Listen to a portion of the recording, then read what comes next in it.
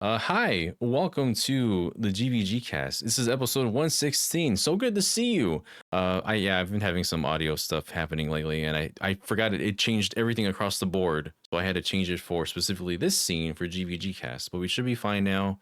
But as I was saying beforehand, how you doing, Derek? Thank you for joining me here today. I'm doing quite well. How about yourself? I'm doing all right. I'm doing better now that I know everyone can hear us. But yeah, thank you for your patience, everybody. I'm glad that was a quick fix, and now we're back in the groove again. Ash is unfortunately not here today because he's not feeling too well, as you might have seen in the Discord chat. So wish him the best. We're gonna handle it from here. I don't host too often. I need to host more often. I think I should be able to handle at least that much here on the GVG cast. I'm kind of just here, keeping things on the forefront. In the I background, mean, there was a lot of that happening when my voice was out. I was just there in the back. oh yeah, just letting us go on. When you were in the back, did you ever get the urge to I want to chip in, I want to say something about this, and you obviously couldn't. There were probably some moments, yeah, that I couldn't really say anything, but I didn't want to interrupt as well. So I think Mhm. that was when I started to involve myself just a little bit in our post show that you see whenever we finish these shows. I felt a little better doing it then because there was less pressure to just speak the whole time. But thankfully, the voice is like I don't know 90% better. There's still a little bit of something here, but thankfully I can do recordings. I can be on the podcast. I can chat with you guys without feeling utter pain afterwards. So, Well, so that's we're that's that's definitely good. I'm glad to hear it. yeah, we're doing uh, good now. But yeah. besides my week, what have you been up to thus far, Derek? Well, I have been adjusting from getting back from vacation from last week, the week before. I got my once a year vacation where I get to join up with friends. It's a thing we've been doing ever since graduating high school. Just um, rent a beach house, hang out for a week, doing whatever, catching up, board games, video games, whatever, chatting. It just hanging out, and it's nice to have a chance to just get away from everything because again we don't get vacations. It's just no kids, nothing else. And you know what, it worked out because I got Astrobot before I left, and I played a lot of Astrobot during that beach vacation. So that was my gift to me, is the chance to actually play Astrobot, because since I got home, I got one chance to play it, and I have not played it ever since. Oh my goodness, yeah, that's a good one to spend the vacation with because it's a fairly short game. I imagine you got through most of the game during your vacation then. Yeah, when I got back, I had a just a longer session. I didn't have much coming up. I didn't have to wake up early for the kids for school or anything like that. So I just took Hmm. advantage of it, and I beat the game. But all I have left, and I've collected everything, I just need to get the final challenge done. I haven't Oh, really had a okay. chance to focus on that. So I don't know how notorious it is or anything like that, but I'm curious what you get for it. So I am going to be doing that before I uh, hang that game up. But otherwise, yeah, it lives up to the hype. That was that was a really good time. And honestly, there are some pools in there that I did not like. I feel like I'm pretty well versed on PlayStation stuff, and there's some pools in there. I was like, what is this? I'm trying to think of all some of them off the top of my head, but because I got like 98% of them, but there's that 2%. It's like, what is that game? Yeah, there were some that I did not expect myself. I'm assuming most people have gone through this, or they don't care that we can say some of them. I don't think they're super big spoilers. They're just characters in a costume, honestly. Uh, Yeah. Freaking one of the ones that shocked me was Rogue Galaxy. I'm pretty sure the main character from Rogue Galaxy is there Yeah. too. I was like, what is that guy? It's like the random Yeah. game that my dad bought me back in the day. I'm just like, I know this guy. I have Rogue Galaxy. I never played through it, but yeah, the fact that Dark Cloud 2 got a reference, Mm-hmm. and the one that just shocked me and just mentioned by Amareg, Mr. Mosquito Freaking and Mr. Mosquito. Mad Maestro, the other game from that studio that came out around the same time. It's like, oh my god. I could not believe Mr. Mosquito was there. And there's the thing you interact with is Astrobots in a little bathtub, like that infamous segment They where you're trying knew. to suck the blood out of the little girl. I'm just like, what is happening right now? Amazing. Oh, it was Yeah, I just amazingly deep cuts in there. Not all the cuts you'd expect, but I was a very happy boy to see the Symphony of the Night representation. Mm-hmm. That was good. Shocked to see Suikoden in. Cut was there. My gosh, the little cursor from Dreams is there too. The crazy pixelated Astrobot guy. That's what that's from. That's one of the Yeah, pools. I'm like, I don't know what that's from. So that's uh Dreams. Okay. that was informed me while earlier this week I was on a podcast with some friends. Laughing Boy LP invited me for some couple of others with Josh Jepson and Mary Wants a Cookie. We did a podcast about pretty much about Sony's state, and that's where I learned that specific one was from Dreams. I was like, oh, I see now. That weird, Mm. the weirdest references that you'll see in here. It's amazing. Like I got Intelligent Cube, did not get Dreams. What if it's uh, such a fantastic game. I wanted to do like a proper discussion with the guys if we can get the chance to do so, because I still think, I mean, it's going to be relevant in our minds because what else is Sony coming out with lately other than overpriced news? But which we'll get probably get to that later. But yeah, it's such a wonderfully distinct game from the rest of Sony's library, and I don't think Sony mhm. expected the outcome this month to be what it is with Conquered and the double whammy that also hit with Astrobot. So Sony, take some notes, please. See I what people I are buying. I saw something online just basically with all the Sony news that are coming out lately. It's like we're so done, we're so back, we're so done, we're so back, we're so done. Just all the bouncing back and forth about what the news from Sony, and it's just like, oh my god, this company. Just gotta take the Nintendo approach of having a lot of smaller titles being made by smaller studios that don't take as long to come out, so that there is a healthy balance of quantity and quality throughout the year. Even this year, when we think the Switch is winding down, we've got a healthy amount of titles that have been coming out, like with from remakes, of course, but also new titles like Echoes of Wisdom is coming next week, which is unbelievable to me, and Mario and Luigi with a completely new game later down the year as well. So Hmm. I don't know. Uh, Sony's got Horizon Remastered coming. That's a thing. Yay!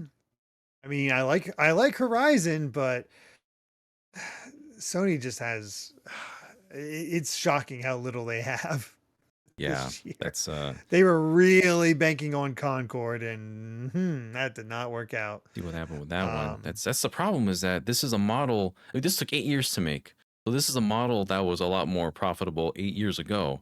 But at this point in time, you're seeing all these titles, all these the that hero shooter, that whatever you want to, those style of games are just kind of not really what people want to play anymore. People are already like locked in on games like Fortnite or Overwatch, and you can't really pull them away from that unless you're doing something entirely new with this title. If this was like a single player adventure, I'm sure people would be more attached to it, but you also had to pay to get this game. It's $40 for to buy Conquered in the first place. And then you can do all the add-on stuff after the fact, which also hurt it. Well, that's the thing, because games take so long to develop now. Because look just at the boom of like Mario, or take any other early like huge thing that happened, and all the clones came out. But that only takes like at the back in the day, 8 months to a year to Hmm. come on that. You could ride the trend; it is still popular. When a game takes 8 years to make, I'm sorry, the trend's gonna die. Really unfortunate. It's just to see these studios, the developers that can do great work. They spend so many years doing this sort of thing, and then I mean, I'm sure they were less effective because I mean they were getting paid during those 8 years, and then it's mostly the higher ups that are suffering because this title didn't take off the way they wanted it to. But yeah, it's really unfortunate. I'm just here trying to find reasons to turn on my PS5. Honestly, last week the game that I was playing was Episode I guess Persona 3 Reload had its DLC chapter come out, and I did a review of it. I didn't think many people were gonna watch it because it's also like post game, like after the spoilers of the final moments of the original base title. But I mean, I still had fun with it. Mhm. You've only watched the scenes for the answer, haven't I you? y- I tried to play it, realized how grind heavy it was, and being like, I can't do this. I can't stream nothing but grinding through this game. It's just not enough yet. So I just watched the cutscenes. I was like, it's fine as an epilogue. Is I have not had a chance to watch a review, so I don't want to stay. I don't obviously want to still give people a reason to watch your review. Um, is it better or better balance, I guess, with the grinding? I think because of all the little quality of life improvements that came with Reload with the base game, it's definitely easier. The scaling of difficulty is not as harsh as it was back in the day when I had to actually play through the answer itself. And they also do more to add story to it in between, because like it basically was just grind the abyss of time. You get that little bit of story from the past of one of the characters, and then you just grind again. It is kind of Mhm. padded with a little bit more story because you kind of have to uh relearn their theurgy skills, their other abilities and whatnot, and you kind of do that by interacting. This is their version of Hangouts essentially in this game. That kind of happens throughout the story, but it's still pretty much like the main climax of it happens towards the very end. Like that's where all the story is packed. When you see, Team Cease is fighting each other and all the stuff that comes with that, and how it relates to the base game. So yeah, that sort of stuff it's still worth seeing. I think the voice cast is still fantastic. I mentioned it Mhm. during the review as well, and yeah, it's just a nice way to have this be revived and not be like lost content that's stuck on the PS2 anymore. But also, it's Mhm. $35 to play it because you need to get the whole expansion pass. Unless you have Game Pass, that's nice. But some people they may not want to spend $35 for an extra episode of just mostly grinding. Yeah, I'm kind of glad I haven't picked up Persona 3 Reload yet. It's probably best to just wait for complete edition, which they'll come up with.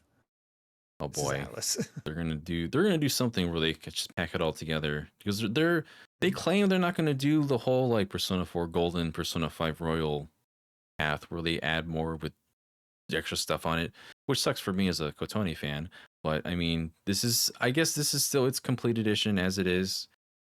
It's similar to it's weirdly reminiscent of how they handle it in Japan in the PS2 era because you could just get the episode I guess by itself. It's called the Append Edition. As long as you had the base disc, you could read that. Then you can get all the benefits from the episode I guess without having to buy the whole game again. So Oh. it was they had to do weird things to do DLC back in the day. And for us here over in the West, it just all came packaged as one game, and it was a discounted price as well. So yeah, Yeah. if you're totally into Persona 3 and you need to have that extra story, I would recommend it. If you can do without grinding and you don't want to do the story stuff, I wouldn't blame you if you didn't buy it. So I did my It's best to kind harder to of justify when there's so much coming out, including Metaphor, uh which, that's what I'm most yeah. excited for this year. Oh my gosh, being Mhm. able to do the first 2 hours of that game. I still think about that game. I'm still thinking about it. I want to play that so bad. It's really doing something different with their whole with everything that they've learned thus far with SMT, with Persona, with all the other games. So very excited. But Absolutely. Have you been playing anything else? that's been the most of it. I've been kind of cleaning up a little bit of stuff on Astrobot as well. I have like the secret worlds left to finish, and then that's pretty much it for me for that game. Okay. Otherwise, yeah, not too much else. Honestly, it was just a lot of it was just all episode, I guess, for the last week essentially. So Oh man. I streaming wise, to make it a bit more exciting for you, I have started playing Tales of the Abyss. Um, yeah, yeah. Oh yeah, you mentioned this was going to be one of the games that you played next, and I was excited to learn what your thoughts are thus far. I've been enjoying it because it's kind of, so this is only really my second Tales game. I've only ever played Symphonia to any real completion. Well, I played a little bit of Zillia, but I didn't stick with it too long. Hmm. What I got pulled away from to something else. But yeah, Abyss has been a lot of fun. It's been interesting to see how it goes. To give you an idea of where I'm at, I just defeated Arietta. Oh, okay. So you're like you finished So one of the first little dungeons you explore, yeah. and then So I remember that got me. I had some trouble with that the first time when I everybody did it. was warning me about that, and I just took the time to go back to town and buy all the best equipment, came back in and beat him my first try. Like Oh, I did okay. not have trouble with Arietta. Very nice. Um, Yeah, that's like your first and skill check. I guess I got skill or whatever you want to call it. It's been fun. It's a fun cast. Um, and I see why people have trouble with Luke, but it's funny where Hmm. he does not annoy me. I mean, I guess granted, I have everybody telling me it's like best character arc, best character growth. So I know he gets better and you can see it, but even still, it's like being an adult and I can like, this is what they're doing. This is the Shinji style of character growth. Really, really annoying character at first, but hey, it gets better. Yeah, there's a lot of things people have said about Luke over the years. I know Ash didn't get far enough to give him the proper, chance to develop as a character when he played it. I'm talking about our Ash. It's gonna get confusing now because Tales of the Abyss has an Ash itself, so it's gonna get a little weird. But yeah, also a great character. So many great characters. I think Mhm. the cast is smaller than usual because there's a total of 6 party members in your team. There's Oh usually like wow. 8 or more. I'm only missing one. I didn't realize I was only missing one other character. It is a smaller cast than usual, and I think it benefits from that because there's some characters that kind of they dip in and out as well. One or two that will do so, and yeah, it's more focused that way. I think. I wish the skits were voiced. This is the last Tales of game in the U.S. in which the skits were not voiced. They are in Japan. In the Japanese version, they're not here. They didn't start until Vesperia. I guess Legendia did it too, but they hardly count as skits. That's a whole other discussion. But yeah, wonderful title. The you mentioned Arietta. I think the Six God Generals, like your villain group, is also probably the best thought out villain group as well of any game. Like any Mhm. game, they're always like the design Grand Cardinals from Symphonia and whatnot. But I really like the God Generals in this game too, and how they relate to your party members. But yeah, I need to check out the stream when it's happening because I need to see how you're doing. But I'm super excited that you're playing Abyss. Coincidentally, also my second Tales game because it's just the one that came out after Symphonia. And so you do get to see the gradual progression of what was and how it changes over time. And Mhm. I remember I really love the feel of phonons. That the whole gimmick of Oh battles of yeah. that one. Once you can Once you really, start yeah. figuring out what moves does what in what field, it does feel really good, especially to have that effect go off and just a bigger attack. It's like, yes, this feels I'm all about this. So cool. But yeah, I guess that's what we've been playing thus far. Nintendo has been playing the the legal game actually very recently. So, news that happened earlier this week. We didn't even get much a chance to talk about it until now. But Nintendo and the Pokemon Company have finally sued Palworld developer Pocketpair Inc. for patent infringement. And and a lot of us are just telling ourselves, "Wow, it finally happened. What took so long?" And Pocketpair is kind of like, "We don't know what we did." But I mean, what are your the thoughts? thing I don't think we know exactly which patent it is yet, Hmm. do we? That's the thing. Like, we don't know if it's specifically for like monster design or if it's like conceptual, like capturing monsters in a ball, that sort of thing. Because I mean, Palworld, for all its credit, it does a lot of things that Pokemon doesn't do.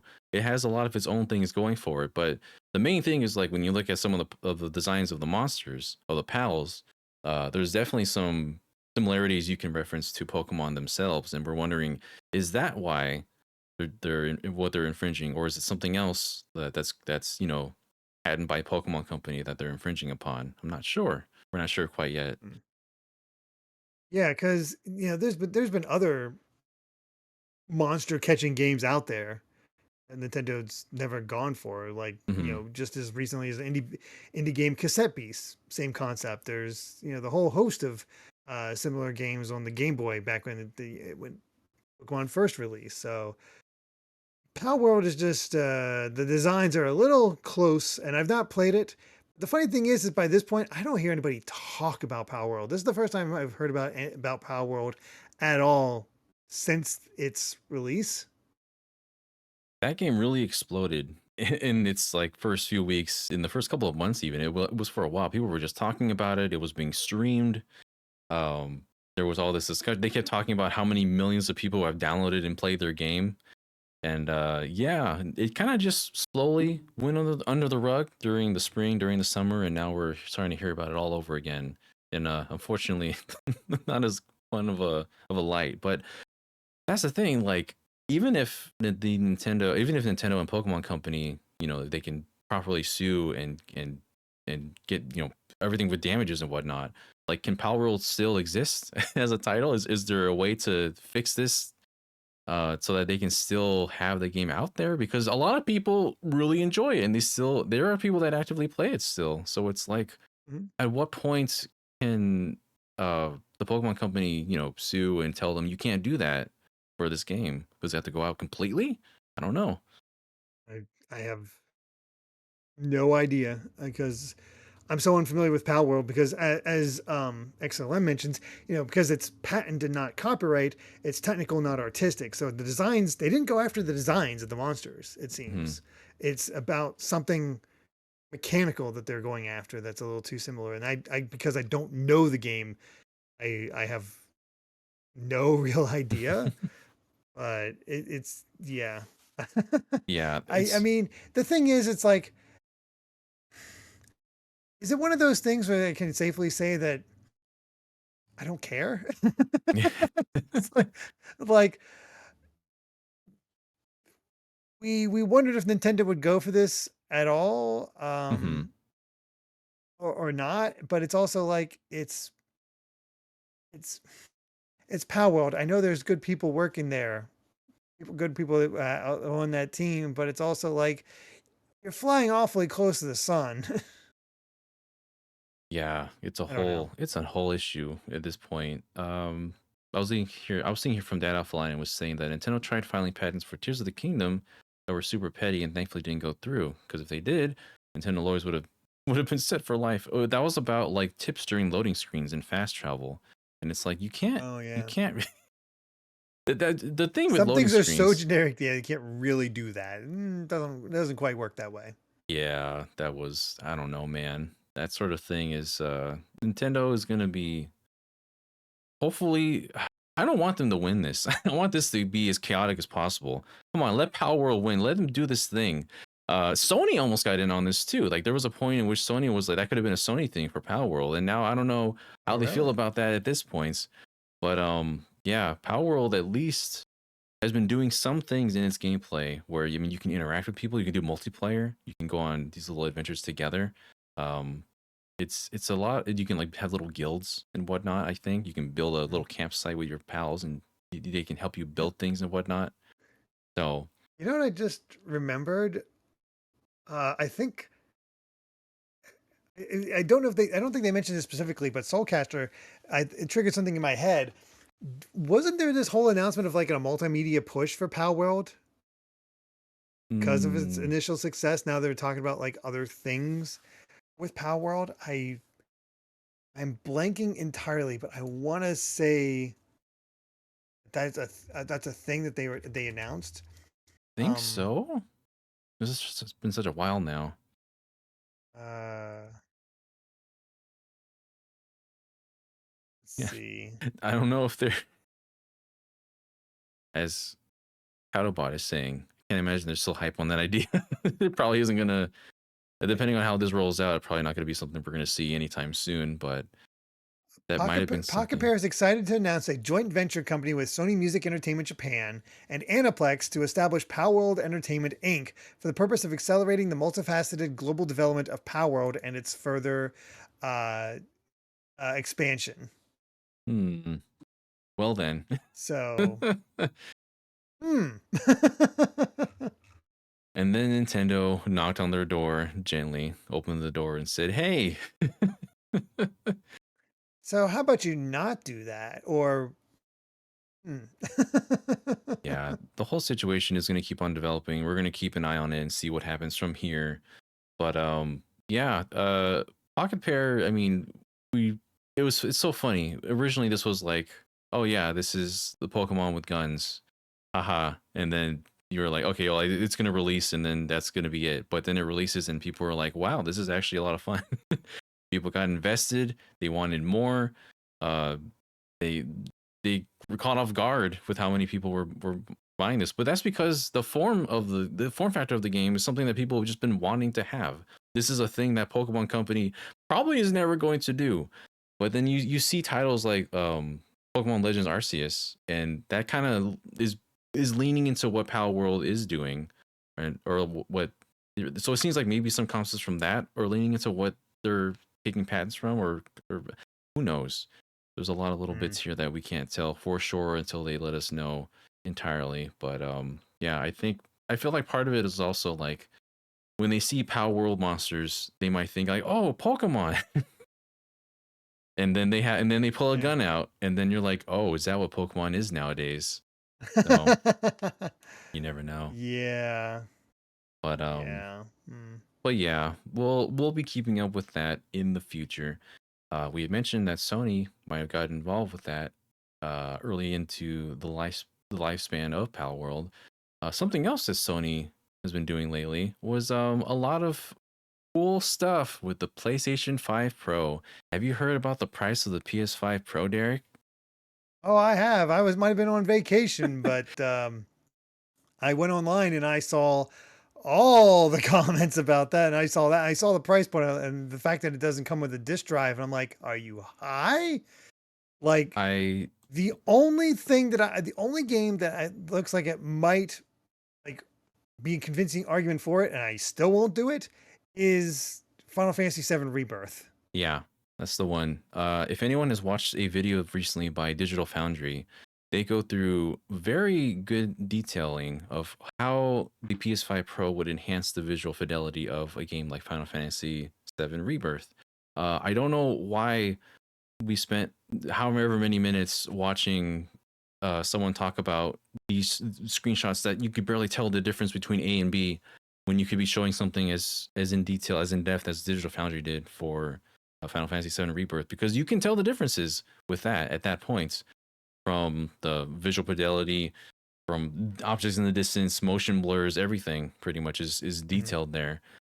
But at the end of the day, Still not enough. we're Like talking I'm still about not upgrading to a pro. we're talking about one game here, and that's pretty much it. That's the biggest difference that we've seen thus far. It's still like peanuts difference. You can't see anything happening here. There's nothing about this that makes you want to say, "Hey, I got to upgrade with $699 to the PS5 Pro," which I joked about. I joked about it before we started the stream, and that's what it was at the very end. They didn't mention the price at all. It was just there with the other regional prices at the very end. No one said anything. Last 3 seconds of the show, and then everyone lost their minds.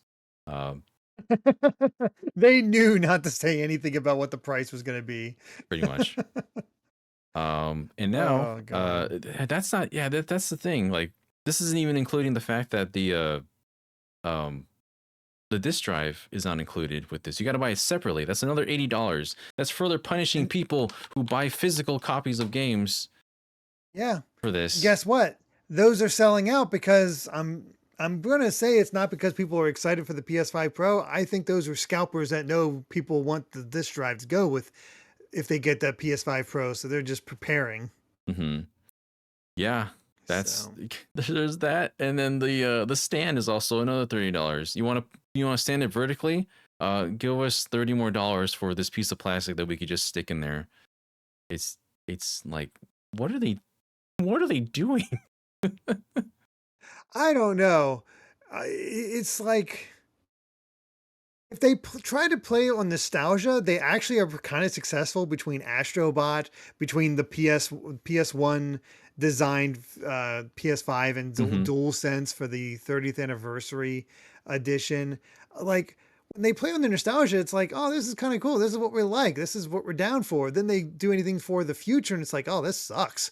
This is what do you again? What are you thinking? Yeah, have you ever felt nostalgia? Let me show you right here for a thing that you've never owned before. Where did I put it? I'm gonna put this on the screen right now. Sorry, anyone listening to audio. That's the PS5 Pro. This is the 30th anniversary edition. That looks like the PS1. Look at that. Yeah. Do you feel like you're missing out? Do you feel the FOMO? Don't you want this exclusive design? It's a nice design. I like the gray to It's it. a nice design. I'm not too in. I don't care about the console itself. The controller, controller feel that's the one that's like, it's nice. The PS button is colored, the classic Sony PlayStation colors. It does look lovely. That would be something I probably might get. But I already have two controllers. People probably just bought the Astrobot controller as well, so it's like how many people need how many controllers at this point, honestly. But yeah, this is what we have thus far. This is something that they really want to push. Oh, I saw how they did the 30th anniversary. The circle button is also the O and the 30. That's nice. I'm sorry, I'm looking at Mm. logo design right now. But yeah, that's something. If you really want the highest fidelity possible on your console, this is a luxury item. I would not blame anybody for just not getting it. This is for people that really want to have just the highest end stuff possible at this point. I don't even think Steve's gonna get it. He was questioning whether whether or not that was worth it as well. That's saying something because I know Steve was like waiting for a PS5 Pro, and if they didn't impress him to get one, they're struggling. Yeah, that what do they call it? The PSSR. It's just not enough. You gotta put more on that pisser if you're gonna impress Steve to get something. Well, that's I mean, as everybody's talked about, welcome to the ceiling. Like you're not going to get that um graphical upgrade that just makes you go, "Oh wow," anymore. The the best upgrade we've got with this generation was the load times. That was the amazing part Hmm. of going from PS4 to PS5.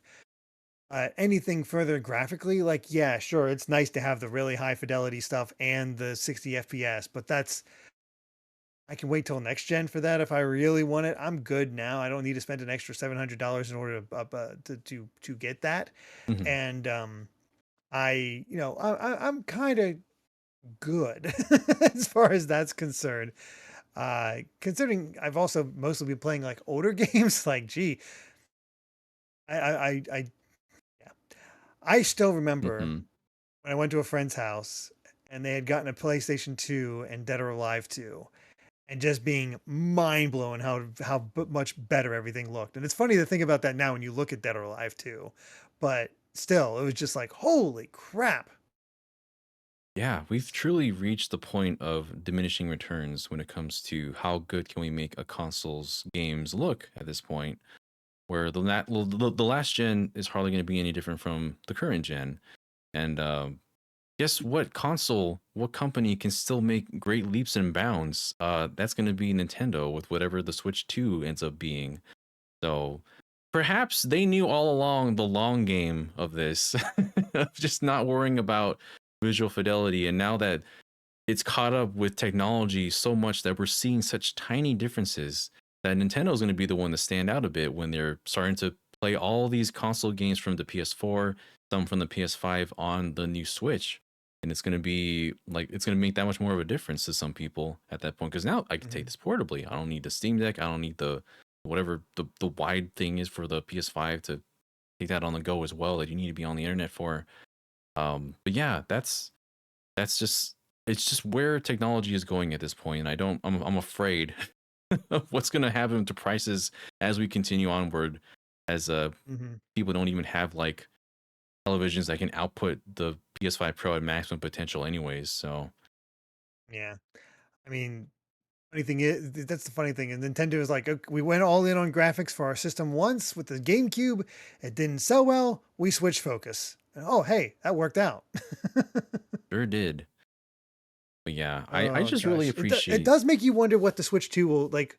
What will Nintendo do for the Switch 2 as far as cost? Because the Switch 1 is what 350 for the regular. It's 300, 350 for the OLED, right? Hmm. Yeah, it's I'm totally guessing $400. $400 makes the most sense to me. yeah a Because solid. then Three Because then ninety they nine. still don't have to give a price cut to the original Switch unless they really want to, and bam. Yeah, 399 seems like the right price in this market right now. And if there's like a higher end version, I don't know if there's leaks for a SKU of another one that might be like um Nintendo doesn't typically do different SKUs. we had Actually, I like guess they did with the Wii the U, Wii but U had that that was the one, Wii U. but the Wii U was a strange child, so we don't really compare much to We don't that talk at about this the Wii point. U. It could happen. I don't know. I just know that I Well, enjoy. get new SKUs later, Dead Alpha Lion, but at the time, like how you had the digital edition or physical edition for Mhm. consoles now, or yeah, what have you. Um, yeah, Yeah. it's the launch version. I I'm just it's funny because I look at games like Astrobot and that has like such a distinct art style. I can't imagine it getting any better than what it is now with the Pro. Like the ray tracing on the back of his head, like am I gonna see myself in it if with that PS5 Pro at this point? I don't know. It better be we're paying out that much. But yeah, it just shows that games that have a distinct art style, I think, still benefit more, and people gravitated towards things like Astrobot, regardless of the fidelity of what the console can still achieve with upgrades and Mhm. whatnot. But Hey, when you stop having to worry about having those super realistic graphics, then you don't have to like having the individual hairs on the skin when you zoom in on them. Which why would you do that? I guess it shows off, but why would you do that? You don't need to do that. Maybe the games will be developed a little bit quicker, a little bit more cheaply. yeah, Who knows? we can hope. And then Nintendo's figured this whole situation out, as I mentioned earlier. Another game that has such a great little art style, as we mentioned earlier, is also Zelda Echoes of Wisdom. We now know who's developing Legend of Zelda Echoes of Wisdom, and none of us are surprised. It's Grezzo. Oh my God. I love the story of Grezzo here. Like they went from remaking Zelda games like Ocarina of Time and Majora's Mask on the 3DS to making some of the cute little Street Pass games that were also available on that system as well. And they've reached the point in which Nintendo will trust them to just make their own Zelda game. And this looks wonderful. I mean, I love the way that Zelda Echoes of Wisdom has been playing thus far. I was able to play some of that at PAX. I fought Link during that. That was actually very terrifying. I realized how helpless I am fighting against someone who can just kill your little minions with one or two shots. Um, but yeah, the way that they're developing that game, I think, is brilliant. Obviously, they're taking some inspirations from games like Breath of the Wild and Tears of the Kingdom, but they're putting their own spin on it. And yeah, I think this is something I always wanted Grezzo to do their own thing, and I'm happy that they're able to express that with a Zelda title like this. Yeah, absolutely. I'm not getting it myself right away, but my son he got as a special gift from his dad. I mean, being stepdad, uh, and so he'll be playing that. He's like, once I'm done with it, you can play with it if you want. Thanks. So I might not get to it right away, but I'll be able to I'll be able to try to play it later if I have time. Very nice. Yeah, I want to be able to chat about this with everybody here. A new Zelda game is always a big event, even if it's not your traditional. I'm controlling I Link. still haven't beat Tears of the Kingdom. Oh no. Do, uh, do you know the ending to that game? Then you haven't seen it anything nope, whatsoever. Oh boy. nope. Well, I've only beaten two of the dungeons, so I see. mm, You're technically halfway not there, so yeah, depends on how much you want to technically. explore. Oh, all of it. If I wanted to complete it in the same way I did to hit Breath of the Wild, where I do all the side quests, explore all the areas, do all the shrines. I don't know In this if case, explore all the underground, it's dumb stuff like that. I'm But not sure if it's feasible at this point. It's a big no, game, no, no. but There's a lot, but that's the funny thing too is that there's so much more coming out. We got Brothership, we've got Dragon Quest 3, we've got Metaphor, we've got God, I forget how much. so of those games that are happening this year, which ones are you prioritizing? It's tough. Honestly, I'm split between um Mario and Dragon Quest. I Oh, imagine Mario and Luigi will probably. Well, I know Dragon Quest 3 is also kind of a shorter game. It's. shorter, but it's not gonna be a super long one, but it's probably 30 to 40 hours. Mm-hmm. And Mario and Luigi probably be about 20-ish. Um, I don't know. There's a lot. People are already mentioning other ones. Like we got Dragon Ball Sparking Zero. We got Mario Party Jamboree. We got Sonic Cross Shadow. There's a lot. Fantasian is coming out. So help. Boy, I haven't beaten Final Fantasy 14 Rebirth or Final Fantasy 16. Hmm.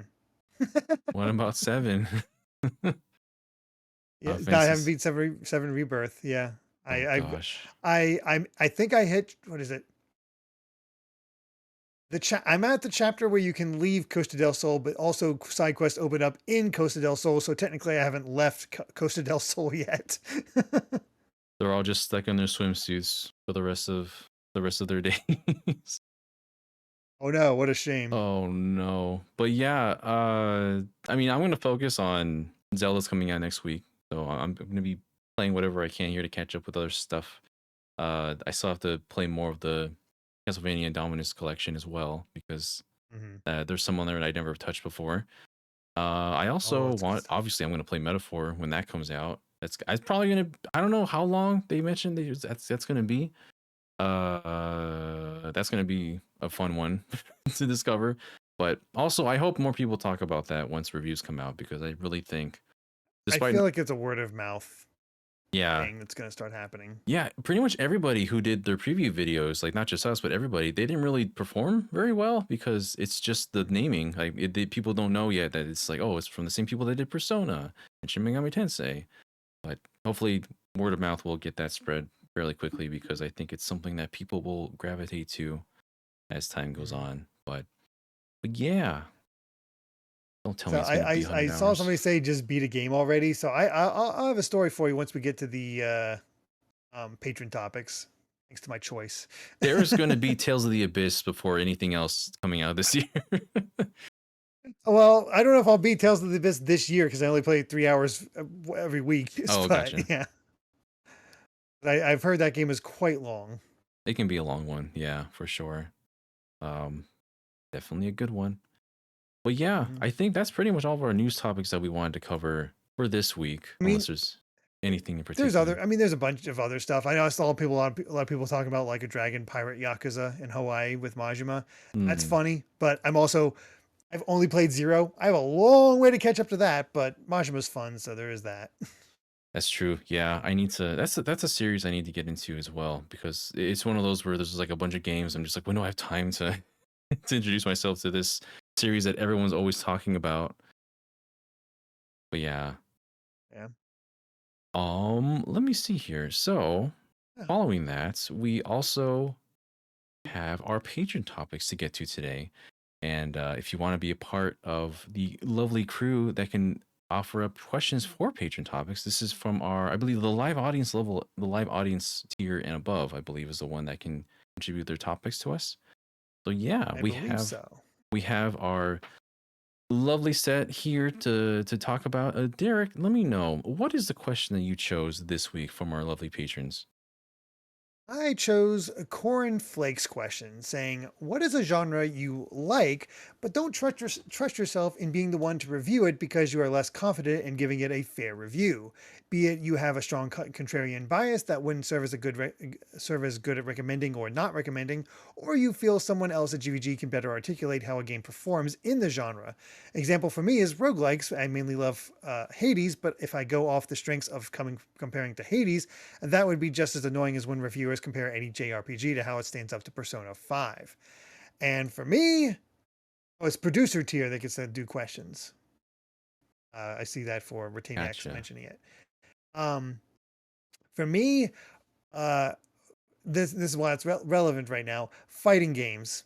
I enjoy fighting Ah, games. In fact, I have actually found myself playing a lot of fighting games lately because um, I have just somehow found myself, I think thanks to the hype for Street Fighter 6 last year, Hmm. that's when I started watching more stuff from I'd always been watching Matt McMuscle stuff on like what happened and all that, and always in the fighting stuff. And then, but also with this hype for Street Fighter and him doing his Triple KO podcast, I started that's when I started watching Max Dude. And then just recently, I was found myself interested in. I think I was just like Darkstalkers. So I just found a Darkstalkers retrospective from a channel called Thorgy's Arcade, and it was really, really good. So I watched the rest of their stuff, and that showed me what the King of Fighters is like. And it just so happened, King of Fighters had a 30th. They had their, I think it's 30th anniversary, and all their games were on sale, like Oh, 80% off or 50% off to 80% off. So I picked up a ton of King of Fighters, and I've been working on those slowly through like beating all the arcade modes as all the characters through each of those and getting my butt kicked because boy, these are these are hard ass games. I've made it to King of Fighters 96. It's gotten better, but my God, it feels like the inputs are not working for me like it was. I know it's not just that. I've enjoyed playing Blaze Blue in the past. I've enjoyed playing Street Fighter 6, Street Fighter 4, bunch of different fighting games. I'm looking forward to picking out Marvel versus Capcom. I love MVC 3. Uh, and it's one of those things where it's like I enjoy it, but I don't think I'd ever feel confident in reviewing it. Like hmm. Steve was the one who reviewed the MVC collection. I don't think I could do that. I don't have enough ins and outs of the genre to feel confident about how I say. It's like I they punch feel good. It feels good. I don't know what to say about the fighting game genre. It's just because I play it with more, single player stuff in mind. So in KOF's case, I play through the arcade modes and then move on to the next one because I don't have anybody to play against, especially with some of those. I do have some that can go online, but when I go online, I get my butt kicked and I don't stick with it that much. I enjoy this. I just don't think I have the verbiage or knowledge or ability to really give my full thoughts on a fighting game review in that way, especially talking to or listening to these other fighting game creators. I find they're extremely interesting to listen to and learn about, but I don't have the breadth of knowledge like I do for like RPGs or platformers or what have you to talk about it myself. So yeah, I would absolutely say fighting games are my Achilles heel when it comes to that sort of thing. Yeah, I feel like for this question, I was thinking of fighting games as well. It's just there's such a breadth of knowledge that people have for these sort of games that I can't really contend to compare with. I can talk about Smash Brothers pretty confidently, but that's its own genre of fighting game that is its own tier. Whether it's below or above is up to you to decide.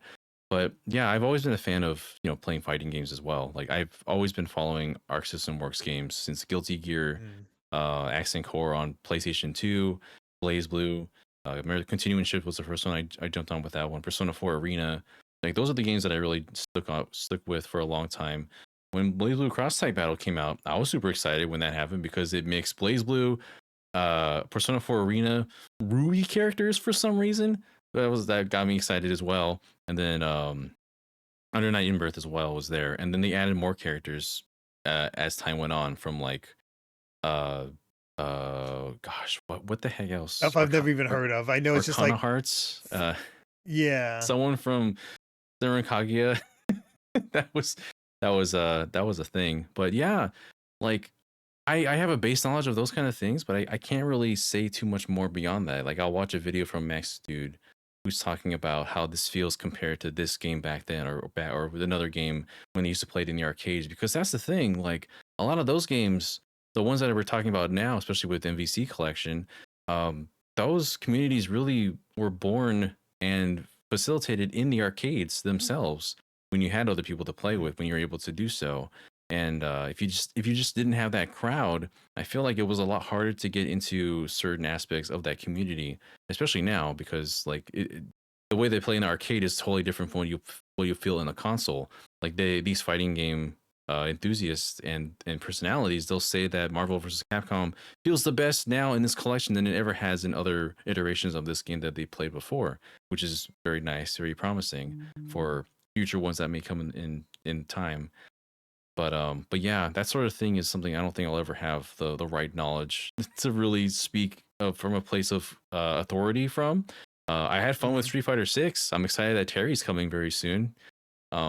But I feel like my skill at it can only reach so high before other people can just completely body me in a game like that. And then I go back to Smash Brothers and I feel a little better, at least a little bit. I felt pretty proud when I was able to beat KOF 96's arcade mode when with the first team at rank 2 difficulty rather than rank 1, which I had to do for the first 2 games.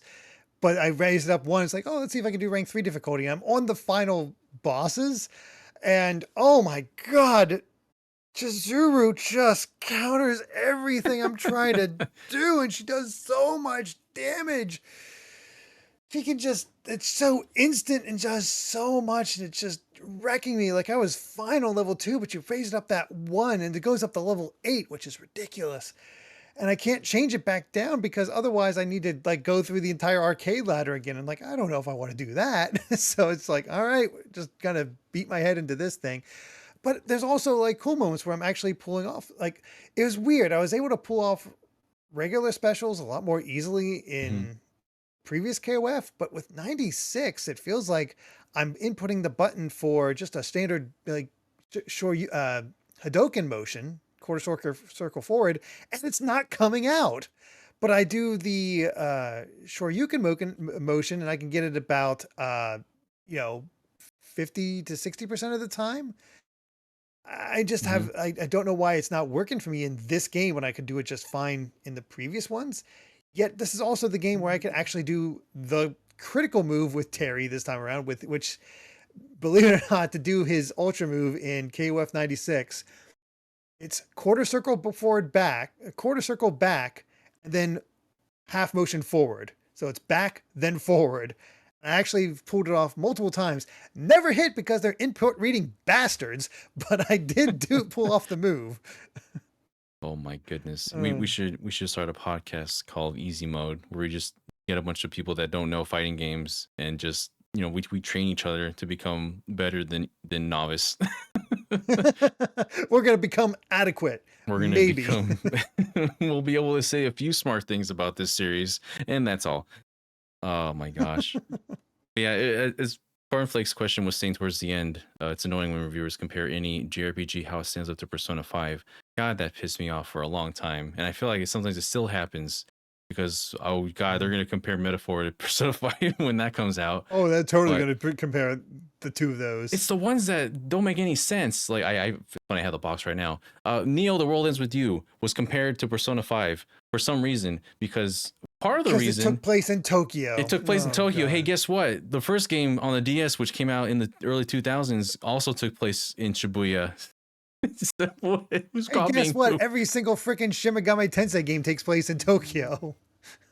There's games coming out that I'm doing unboxings for that they guess what? They're taking place in Tokyo.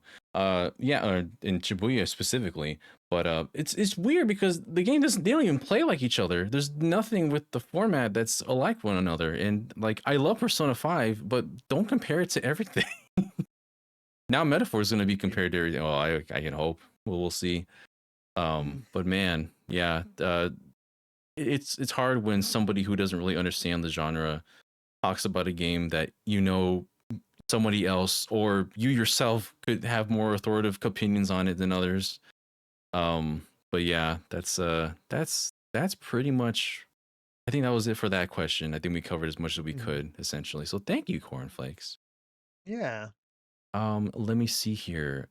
My question comes from Disney Duncan, who asks, what content was cut from a game would you like to see? For example, certain unused files in the Fire Emblem Three Houses feature dialogue and suggests that there were route splits for the Blue Lions and Golden Deer, not just the Black Eagles. So not more than just the church route from that. It makes me wonder what those other route splits could have been like if they were finished.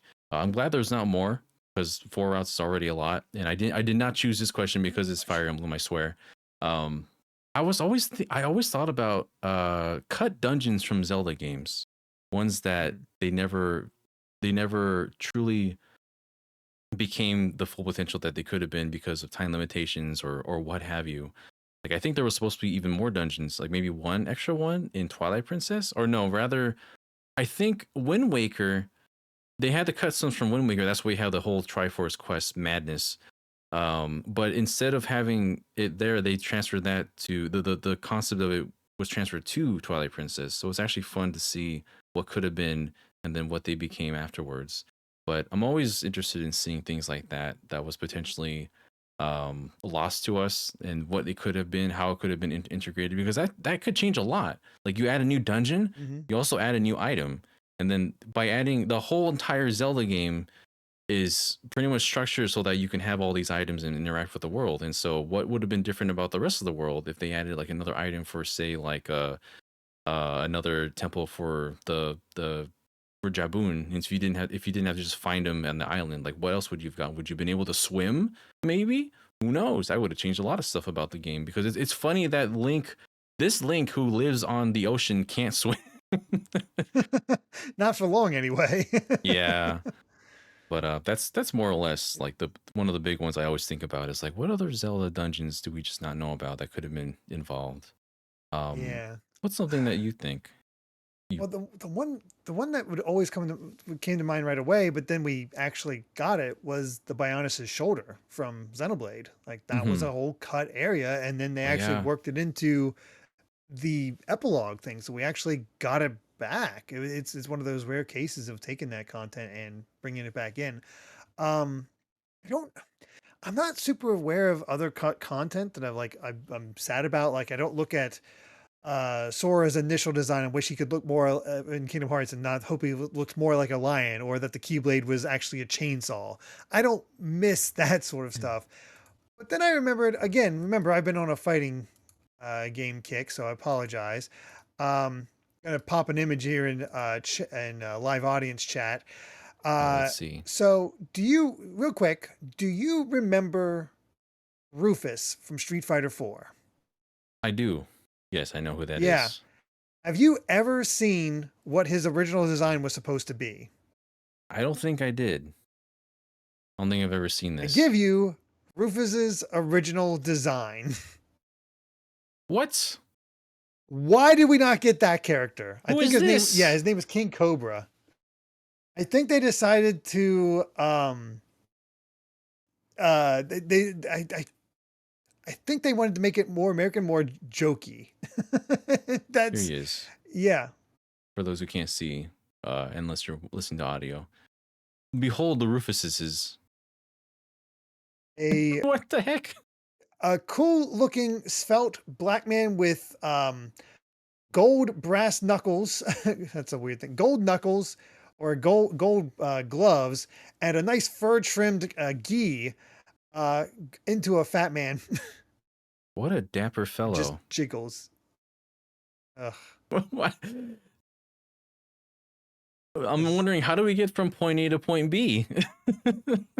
I Thorgy's Arcade again goes over it. They go over cut designs from Street Fighter. So if you want to get the history, I don't remember it off the top of my head, but yeah, that I'm like how I don't know. Yeah, Rufus always stuck out to me for the character design, and probably not in the way that Capcom would have wanted me to remember. But yeah, this other version, it's so cool. I love how sleek it looks. Hmm. Like as a I'm not huge on the name of King Cobra. That's not that. I don't think that's that good of a name for Street Fighter, oh but yeah, still, I mean the design itself, man. Well, right? that's something that I'll be thinking about for a while now. Now that I know it's exists in the world. I just think what we could have had. Oh well. Man. Well, let's see. I think that probably just about does it for our patron topics this week. What do you think? Is that about we've covered just about everything we could for these ones? I believe so. I can't think of any other cut content. I mean, Down Off the Line does mention the entire third chapter of Phantom Pain, which Oh yeah. fair. So There's so many games with so much cut content. This is why I watch some things like Did You Know Gaming for all the little bits that I would normally would miss about games like this and put that on the background as I work on stuff. But mhm. but yeah, thank you all so much for tuning in today, and thank you to our patrons for those questions. We always, as we do every week, we do give a special thanks to everyone on the producer tier, producers. Let me make sure that I can definitely adjust doing this at the same time that we're talking. So thank you so much to our producers and everyone also at our executive producer tier. You are all the ones that help make this possible every week. So that special list goes on. Let me get them up right now. Our executive producers, thank you to Brandon Bovia, Bangs, OG Pepsi Dealer, Z Patty, Guy Blue Flames, Eastman 23, Adam O'Sullivan, Bridget Herrera, Logan Daniel, The D-Pad, Blake, Joy Content, Angel Martinez, Vedron, Joshua Hunter, Benny Yao, Azran127, Black King, Geeky Griffin, Wataniac, Top Dog 23100, Young Ben Kenobi, Andrew Medeiros, Becca, Esax08, Michael McCall, Matthew Wong, Goron Amber CPHT, Too Much Spaghetti, Bane 400, Ascaron 809, Ryoner, Game Bear Advance, The Game Orb, Super Gamer Dude 101, Rosa Pardo Bowling, hi Steve's mom, Dark Steel 01, Jason Uloa, Jaden Buck, Disick Warrior 29, The Reek, Colin, Blaze 25, Lord, Mumbling Yeti, Cameron Sharp, Heel, Hustlebun, Noah Fitterer, Calvin Atkinson, Brainchild, Jim Wakeland, Aramis Baramis, Lord Metarex, Blaze Collard, Eric, KDV Person 5, Mega Beatman True Blue Reviews, Ryan Hanley, Somnia, The Game Jamie, Zombie Joe, and finally, Marathon Max. That is quite a list we've got there. Thank you all so much for the supports and everyone for being here today. We're going to head on to the post show where everyone in our producer tier is going to be able to hang out with us for just a little while, chill out on a nice Friday night. And yeah, thank you again for watching episode 116 of the GVGcast. We will see you all soon. Stay safe. Good night and good vibes. Till we meet again. I